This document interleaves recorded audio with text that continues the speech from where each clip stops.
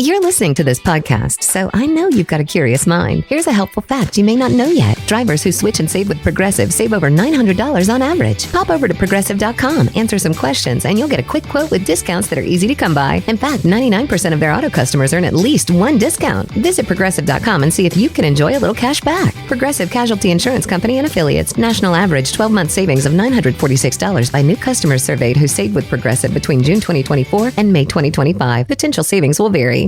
Shout out to Astropro for sponsoring this episode and providing us with free samples. Speaking of free samples, I am honestly so grateful because, as you know, this is allergy season in Texas. I think Texas is one of the worst places to live if you have allergies. I have this tree in my backyard. It is the cottonwood tree. I'm highly allergic to cottonwood, not only myself, but also Travis is, and I believe our children are. And Astropro has come in handy. It's a nasal spray, and it has made such a difference in my seasonal allergies. I feel like I can breathe, and it really helped relieve my symptoms quickly. Astropro is the first of its kind nasal allergy spray. It is the fastest 24-hour over-the-counter allergy spray. It starts working within 30 minutes, while other allergy sprays take an hour. And if you've had allergies, you know that every minute counts. Astropro delivers full prescription strength indoor and outdoor allergy relief from nasal congestion, runny and itchy nose, and sneezing. Get fast-acting nasal allergy symptom relief with Astropro. Go to astroproallergy.com for a discount so you can Astropro and go today.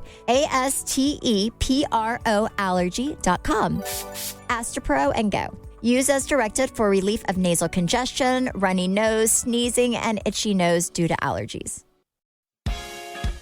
Hello, everyone, and welcome back to our podcast. My name is Brandi Redmond. I'm Stephanie Holman, and this is your weekly dose of BS. Okay, so as you know, I went to the Cowboys game, but here's what I have to tell you was very entertaining on the flight too. Like the trip was amazing, other than, unfortunately we lost. But so we're sitting there, and Brian and I are in the very first seat when you get on the plane, right? Uh-huh. And so you know what's right in front of you, right? The bathroom? Yes. Thank you. So we are up in the air on our way, and then all of a sudden the pilot comes on and he says, thank you for choosing American Airlines, and I'm going to go ahead and turn off the seatbelt sign. So, because I know some of you need to drop off your Starbucks, and I'm like, oh my God, I'm like, are you serious right now? Gosh. And I'm like, Brian has his Bose headphones on, so I like pull him off. I'm like, did you just hear him? And then he's like, and he's like, did you get my email? And I'm like, well, no. Because I don't really check anything very often, as you know. Uh-huh. So then I opened up my email and I screenshot it and I sent it to you. And it's like Brian and his flight from Miami the day before. And these two people in first class that were sitting next to each other got into a fight, like yelling because he was saying to the other guy, you shit your pants. Which reminded me of... that one flight. Oh, my gosh. I'm such a lady. Okay, so, so I always, in my defense, I always end up trying to lose weight at the very last minute on beach trips. And that particular flight, I was on a really high-protein diet. And I was super gassy all the way there. Is this one you're talking about? Yes. This is the one I'm talking about. It was so bad. And she was in the middle between Brian and I. And I don't know how that even happened. But no, and then I was idea. like, wait, go back to your seat. They were like, Brandi was spraying Lysol and Brian was so disgusted. And I was having the time of my life because I love making people miserable.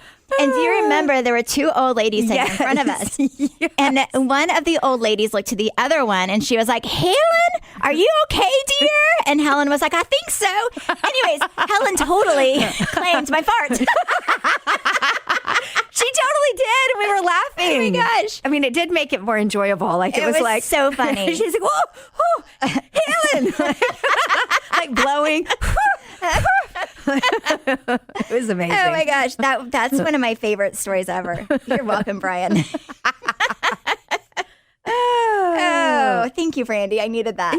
Yes. Okay, so you went to the game, and then did you guys do anything else while you were there? Yeah, you know what? We had we had such a great time. It's always a good time when we go to LA. And of course, the food's amazing. But after we had dinner one night, I was like, I'm going to take y'all somewhere that's so fun.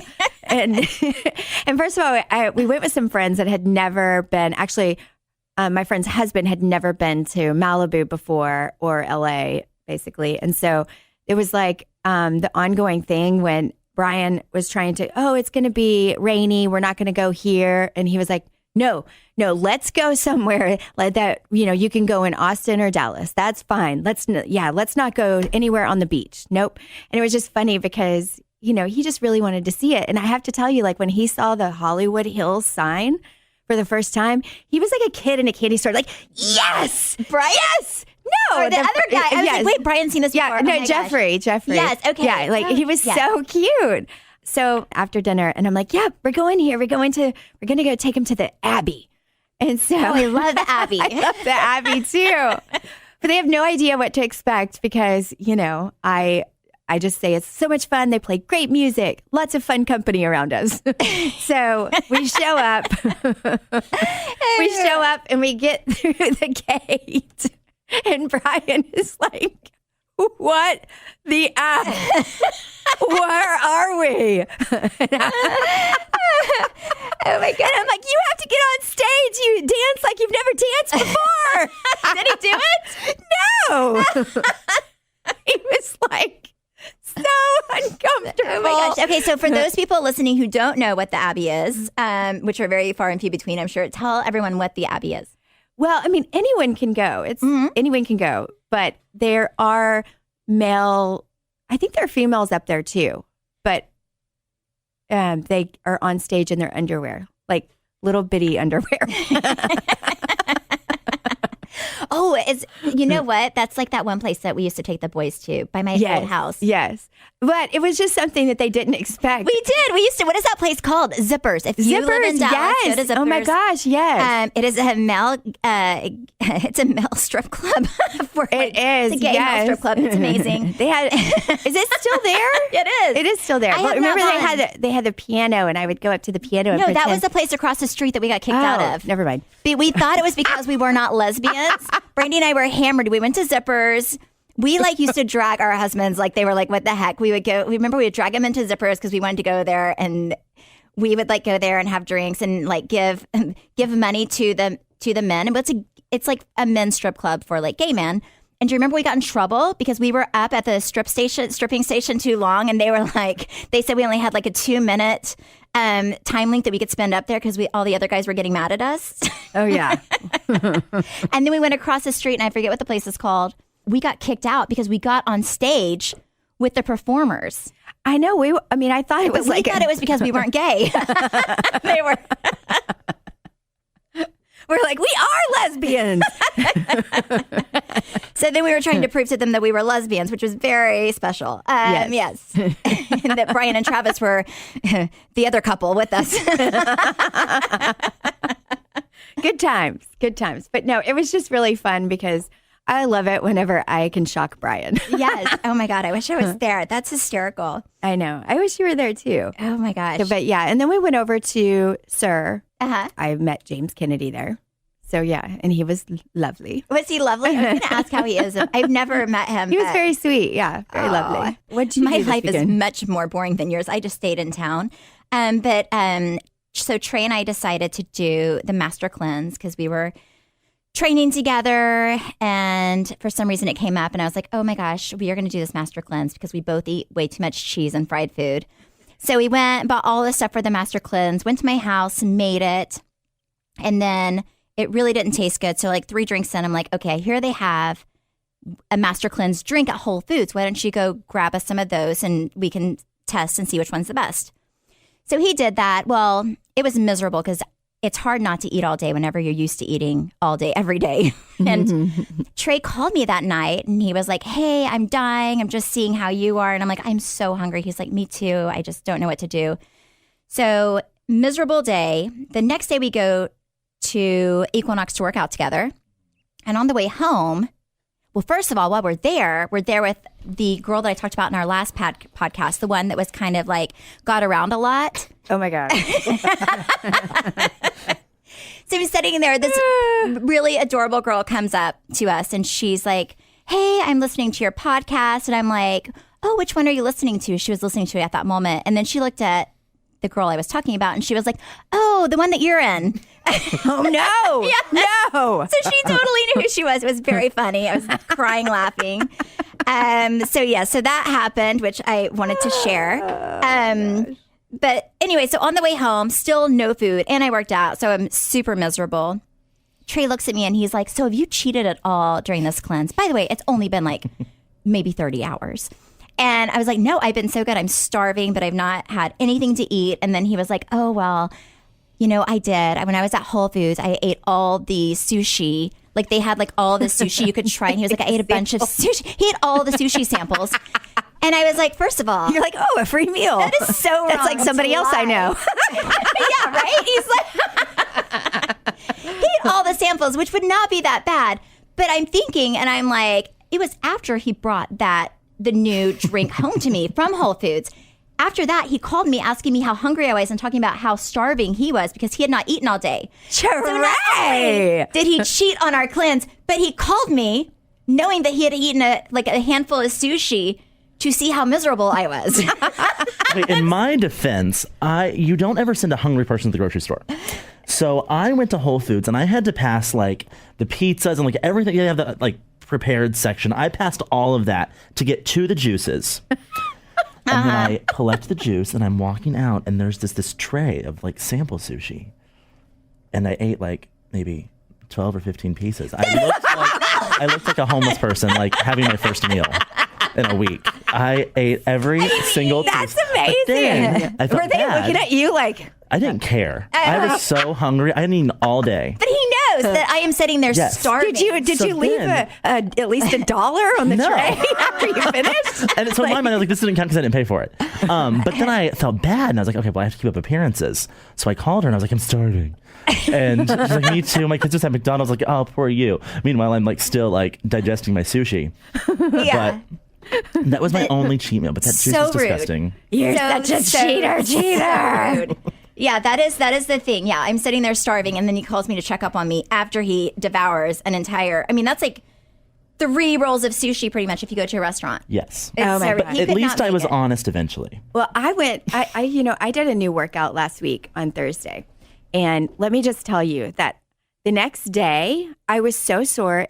I was walking around like somebody put a huge corn on the cob of my asshole. Like, I could not stand up straight. Like, every little piece of me hurt. So, Oh, I hate those days because then when you sit down on the toilet, you're like, do I touch the seat for balance or do I fall? why aren't you laughing, Trey? Hey. You're a cheater. I'm you should still be stuck laughing. on the corn on the cob thing. Yes. Trey, Why have you tried it? No, I'm just kidding. No comment. It would be a little bit bumpy, like. Oh my God. Oh God. No, one time I ate so many sunflower seeds Oh my that gosh. it came out and it looked like a payday.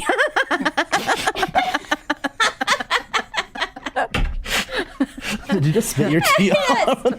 Yes, because I'm so sorry, whoever's listening, that we keep talking about poop. But Right. You know what you're getting into. Someone last time wrote, like after our first podcast, they went on my social media page and they wrote like, I am pregnant and I wish you guys would stop talking about number 2 because it makes me so sick. I'm like, I'm so sorry.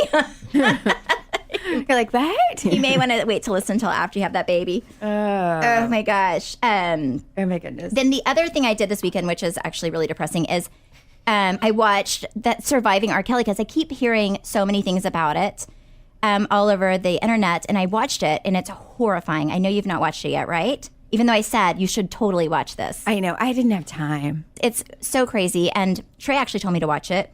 And it's insane just the way that this man lives his life. And I feel like it shows you, like, if you have money, like what power can do. Like, he's literally holding these women hostage in his house and they're not able to see his family. And they're like really young women, like underage children in actuality that he's sleeping with.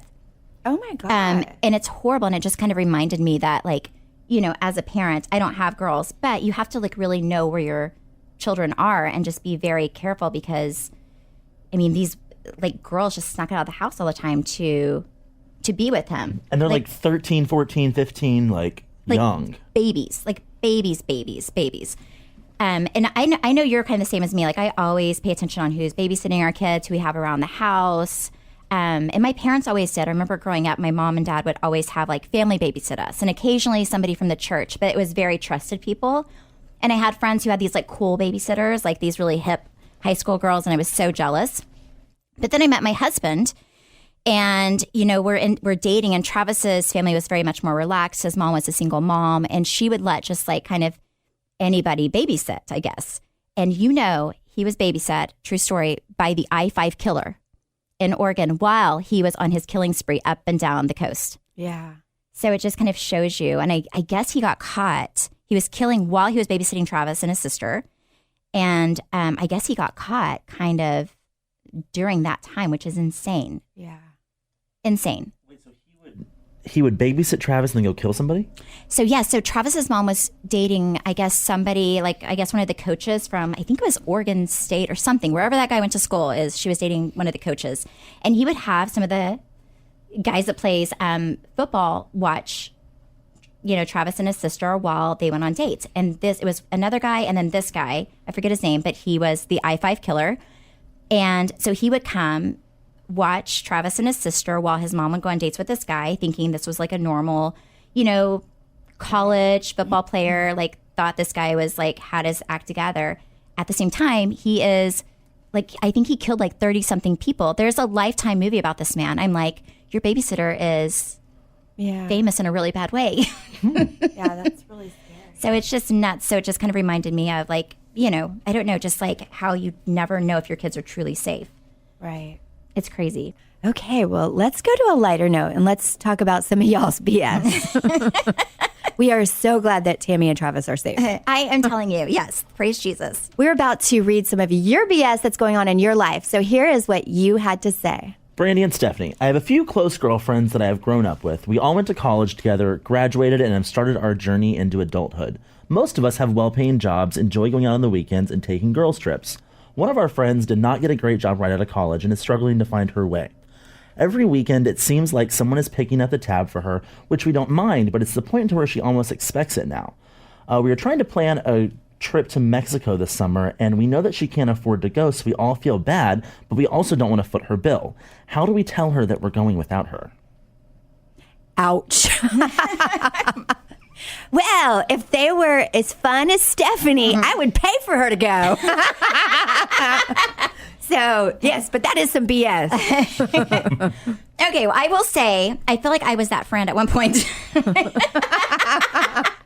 Because before I met Travis in Oklahoma, I worked in the social service field, made little to no money. You worked 2 jobs, didn't you? I worked 2 jobs just to pay my bills. Like, I bought a house, and I worked literally so many hours. It was insane. I worked during the day at a school for underprivileged children, and then I would go home for a few hours, and then in the evenings, 4 days a week, I would go to a homeless pregnancy shelter through Catholic Charities, and I would work throughout the entire night, just making sure the girls and the babies were safe, and it was exhausting. And that was just so I could pay my bills and live.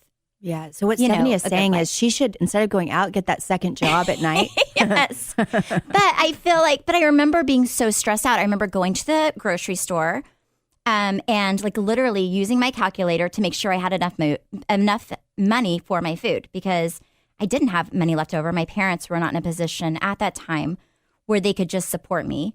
And so I kind of feel for her, because I remember going out with my girlfriends, because, you still want to have a social life, especially when you're single.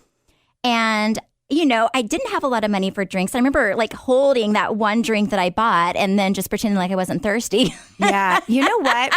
Trey and I talked about this in New Orleans, because my little trick was, whenever I was in college and had no money, I would take the leftover drinks sitting around me and pour them all in. Oh, yes. And then I would hand it to the bartender and be like, this is disgusting. What did you make? Have them redo it. And then they would try it, nasty, and then give me a new one. That is amazing. No, but so I feel for this girl. But I also feel like maybe if she doesn't have money, talk to her about Mexico, but maybe instead of going to nice restaurants and really expensive bars, maybe just like have a girls' night at the house, drink there. I don't know. I feel like give your poor friend helping hand because she reminds me of myself when I was poor.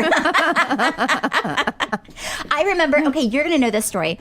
Travis called me and I was at my morning job. And he wanted to get together, like meet partway with Brandi and Brian, and he wanted to go to the Kenny Rogers concert. Oh, yeah. And at this casino, this kind of midway. And then he was like, you know, can you get online and get tickets for us to go to this Kenny Rogers concert? Make sure you get good tickets. Well, at the time, I was struggling to pay all my bills, have food, have a social life, like have money, gas money to drive to Texas to see my boyfriend. So I went online and bought Kenny Rogers tickets.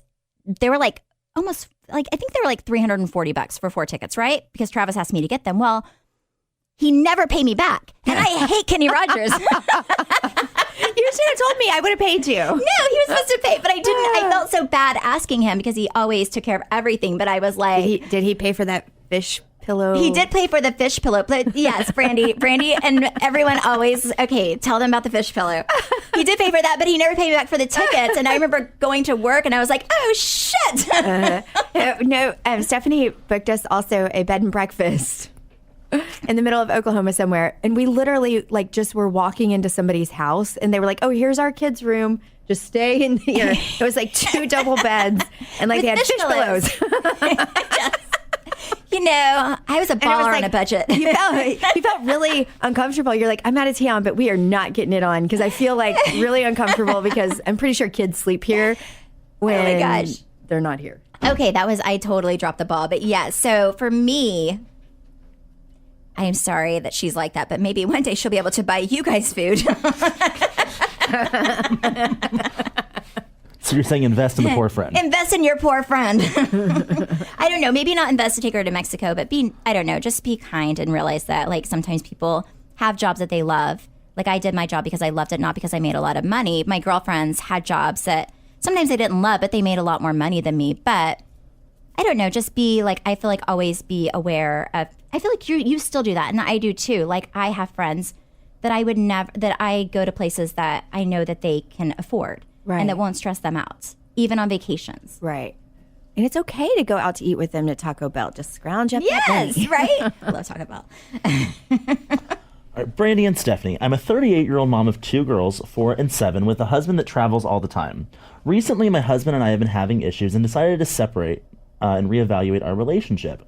In that time, I met another guy that is much younger than me who has been filling all the voids that my husband left. While my husband wants to try to make this work, I'm really starting to fall for my new 26-year-old hottie. What do I do? Oh, well, last night in my dream, I was going to tell you this, but I was so uncomfortable. I woke up like I did something wrong, but I think it's because, yeah, like, I'm like somebody like thinks that I can just message somebody, and I know everybody is like this, but like with, like when Justin Bieber and Haley Baldwin got married, I literally messaged Justin Bieber like he even read it and told him, please be sensitive to Selena Gomez. On his public page, yes. Well, You're so special. Oh, I'm just thinking about her. Yeah. But I am happy for them that they're doing that. He's happily married. But I still feel bad for Selena. I feel her pain. I was the same way about Justin and Brittany. Oh my gosh, yes. Anyways, I messaged, some of our Cowboy players about the game. Like, it's not your fault. It's not your fault we lost. What does this have to do with a confused cougar? Well, okay. She gets off on tangents and I get so confused. I know. So ADHD, it's fine. But yeah, so anyways, point being is like, I'm very much like not a cougar. I'm happily married. However, I had this dream that I was hooking up with Dak Prescott. And I woke up very confused. And like in my dream, he asked me how old I was, and I was so scared to tell him 40. Shut up. Were you married to Brian in this dream? Yes.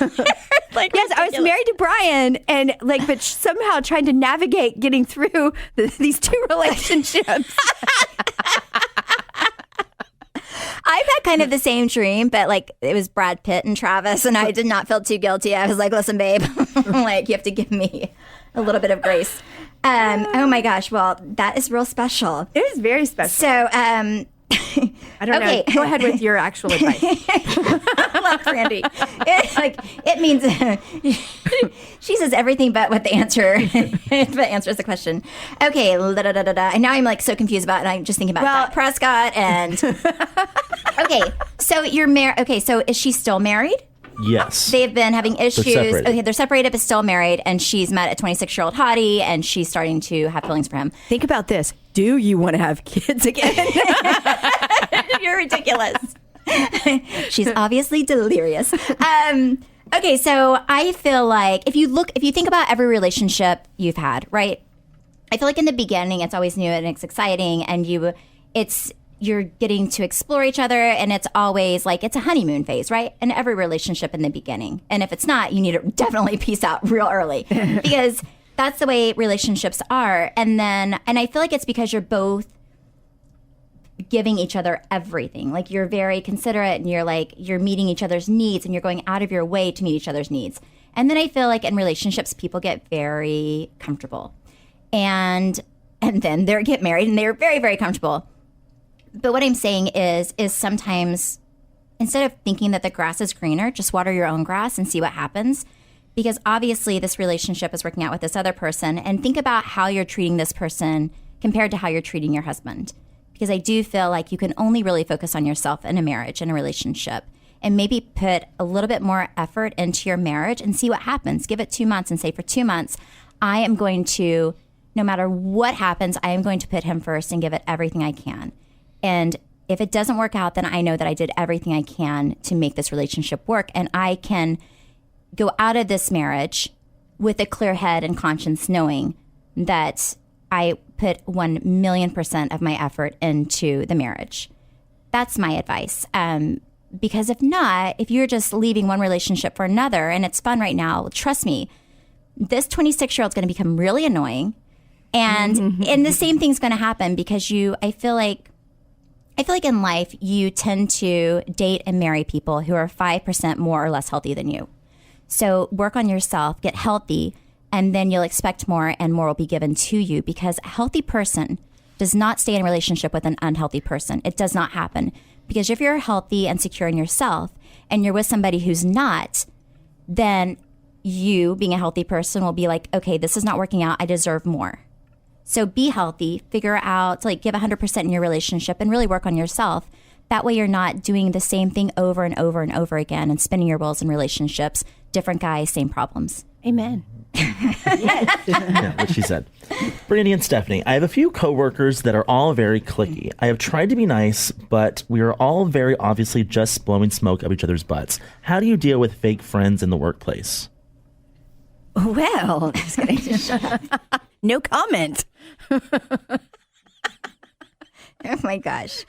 Okay, I need everyone to please close your eyes and say a prayer for Brandi. I'm like, oh. You know what? I feel like, now we have a show, right? But even before, I've had coworkers that were really hard to get along with. I don't know. I just feel like you have to kind of meet them where they are, and it doesn't have to be a genuine relationship. Sometimes you have to figure out, what you have to bond on and build from there. And if it's not meant to be and there's not a relationship to be had, then that's okay. But, don't let if there is a cliquey group of women or men at your office, don't let them steal your happiness while you're at work, because people spend so much time at their jobs and you deserve happiness too. So compartmentalize it and just realize that if you can make, some form of friendship with them, that's awesome. But if not, then do your job.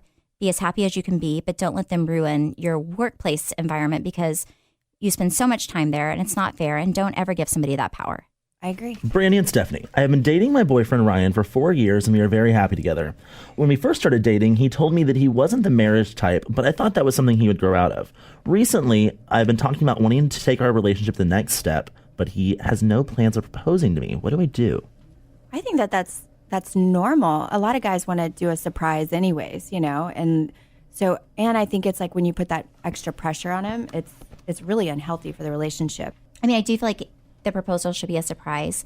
But I would sit down and just have a really honest conversation and say, like I remember Travis and I, when we first started dating, we were very honest about what we wanted. And I feel like you have to be in sync with what your wants and needs are as in a relationship, or you'll start resenting the person if you're not getting what your needs are.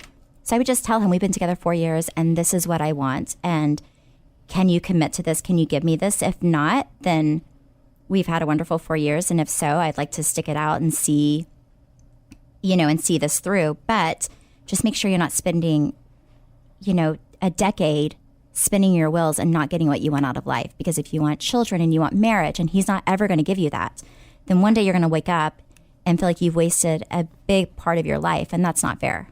What do you think? No, I agree. I always agree. I always agree with you. You're always the voice of reason. And then I'm like, well, my advice kind of sucks. Oh, my gosh. Okay. Oh my God. So now on to my favorite thing, which is Brandi's ability to prank call people. And last week, I literally was in tears.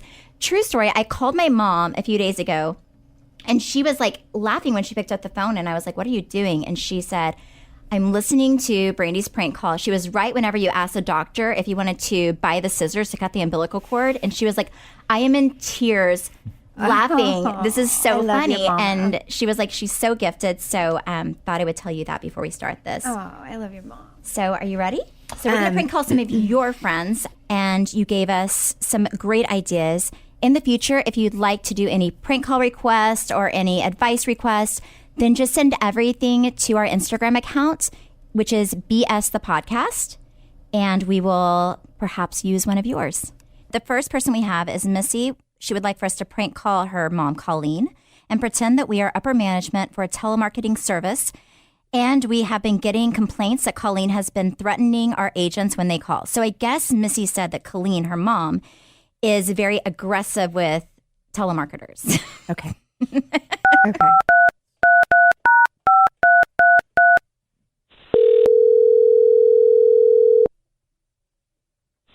Hello, May I speak with Colleen, please? this is Colleen. Hi, Colleen. I'm with Telemarketing Services for Ads RS, and I'm calling because we've had several complaints from our distribution center that you are rude and very disrespectful to our employees. Who are you with? I'm with the telemarketing ad services. And you have been very disrespectful and very rude to our employees. And if you don't stop, we're going to continue to call and harass you. Can you hear me? Oh, I can hear you. Oh, okay. Well, I'm so glad. Okay, I'm on the do not call list, so you know what? Don't call me, and then I don't have to be rude to you. You have never signed up for a do not call list. I have your number right here. What is your name again? My name is Rebecca. Okay, Rebecca, and who are you calling with? Telemarketing ad services. And you have been very rude and disrespectful to our employees. Telemarketing what? Ad services. Okay, good. Now I'm going to give this to my attorney because now you're threatening to me. We have an attorney. We have a full attorney a full staff of attorneys right here in our office. Okay, well, you know what? Don't call me, and I don't have to be rude, Rebecca. It's my phone. Don't call me. I'm on the do not call list. I do not see you on a do not call list. However, if you would like to be on the do not call list, we are happy to give it to you because you are on... You're on our new podcast, A Weekly Dose of BS, and Missy asked us to call you and prank call you. We are so sorry to harass you. Did she hang up? Oh, no! Should we call her back? No! Yeah, we should call her back.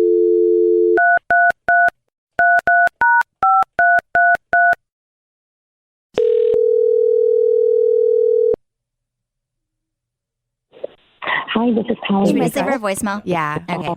If you'd like to leave me a message, please do so, or you may send me a text or an email. Thank you, and have a blessed day. Hi, Colleen. Don't call your attorney. You might want to call Missy because you have been BS'd. This is Stephanie Holman and Brandi Redmond. and you are on our new podcast, Weekly Dose of BS. So sorry. Missy, your daughter actually asked us to call and pretend that we were a telemarketing service because she said you let the telemarketers have it. So, so sorry. We hope you have a blessed day and please forgive us. Okay, so the next person we have is Katie. Katie wrote in and wanted us to prank call her sister Christina. Their brother Anthony is currently on the hunt for a job and has been putting on his resume that he's fluent in Spanish, even though he's not. She would like for us to call Christina and see if she's honest about her brother's Spanish-speaking abilities.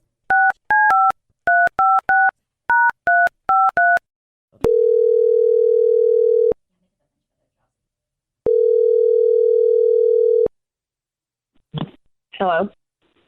Hello, may I speak with Christina? This is Christina. Hi, Christina. Thank you for putting your name down on this resume here for your brother Anthony. Uh-huh.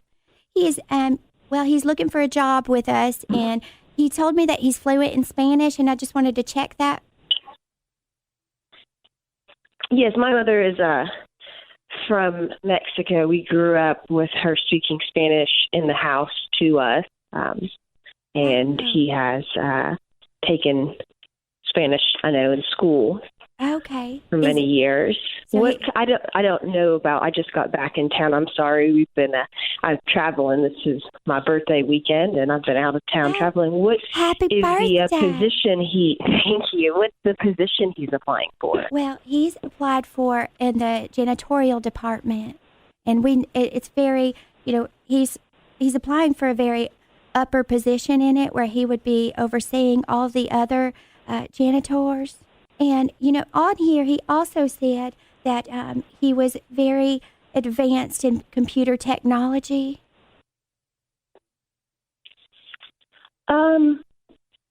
What kind of computer technology? Well, it would be very important for him to put in the data what trash baskets have been dumped, what toilets have been cleaned, and he'd have to log all of those things in through the computer. Do you think that he could handle that?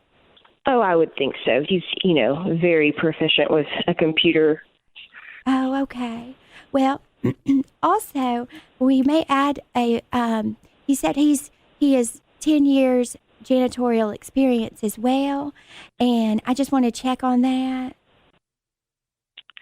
I really wouldn't be able to give reference to that. I don't really know about his work history with janitorial experience. How is he with vomiting? Because I believe we're going to put him in a space where it's going to be within a hospital.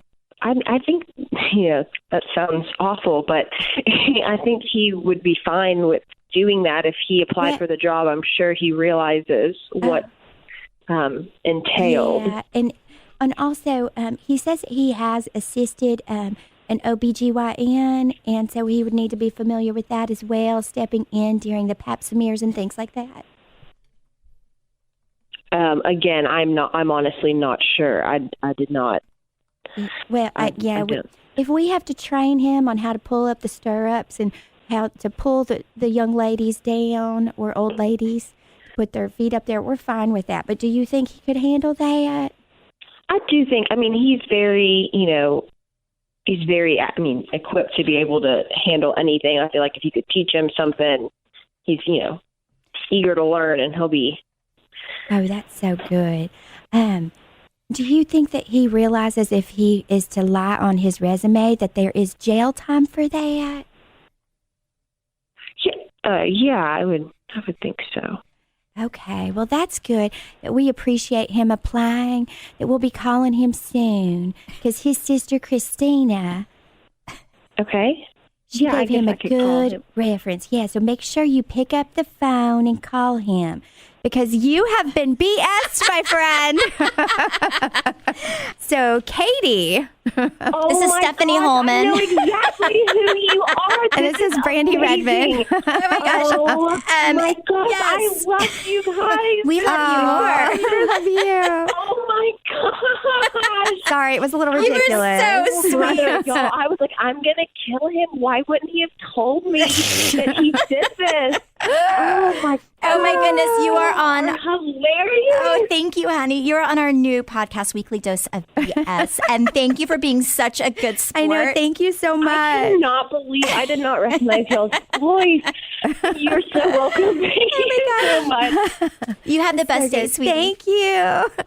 You're so welcome. Y'all have a great day. You too. Bye, Christina. Bye, honey. All right, bye. Thank you for tuning in for your weekly dose of BS. Be sure to subscribe to stay updated on all of our BS and get alerts when a new episode goes live. You can follow me on the Insta and Twitter at Brandi Redmond. And follow me on Instagram at Steph Holman, as well as our podcast, BS the Podcast, on Instagram. See you next week.